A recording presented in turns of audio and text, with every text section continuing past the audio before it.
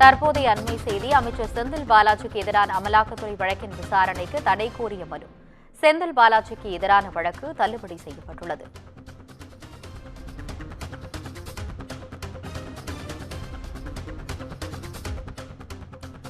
அமைச்சர் செந்தில் பாலாஜிக்கு எதிரான அமலாக்கத்துறை வழக்கின் விசாரணைக்கு தடை கோரிய மனுவின் வழக்கு தள்ளுபடி செய்யப்பட்டுள்ளது. இதுகுறித்து கூடுதல் விவரங்களுடன் இணைகிறார் தலைமை செய்தியாளர் சிவா.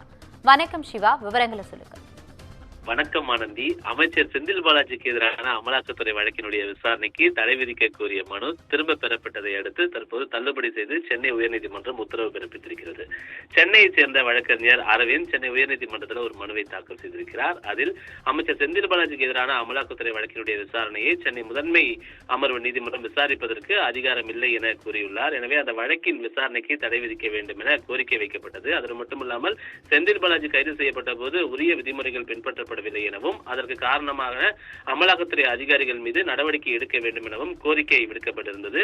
இந்த மனுக்கள் நீதிபதிகள் எஸ்.எம். சுப்பிரமணியம் மற்றும் எம். ஜோதிராமன் ஆகியோர் கொண்ட அமர்வுள்ள விசாரணைக்கு வந்தபோது எதன் அடிப்படையில் இந்த மனுக்கள் தாக்கல் செய்யப்பட்டிருப்பதாக நீதிபதிகள் கேள்வி எழுப்பியிருந்தனர். இதற்கு பதிலளித்த மனுதாரர் செந்தில் பாலாஜிக்கு அநீதி இழைக்கப்பட்டுள்ளதாகவும் அதற்காக தனிப்பட்ட முறையில் மனு தாக்கல் செய்துள்ளதாகவும் கூறியிருக்கிறார்.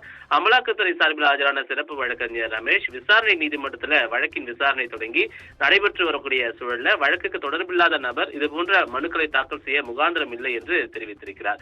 இந்த மனுவை திரும்ப பெறவில்லை என்றால் அபராதம் விதிக்கப்படும் என நீதிபதிகள் எச்சரித்ததை அடுத்து மனுவை திரும்ப பெற்றுக் கொள்வதாக கூறி இந்த மனுதாரர் திரும்ப பெற்றிருக்கிறார். இதனை அடுத்து இந்த வழக்கு தள்ளுபடி செய்யப்பட்டிருக்கிறது. ஆனந்தி, விவரங்களுக்கு நன்றி சிவா.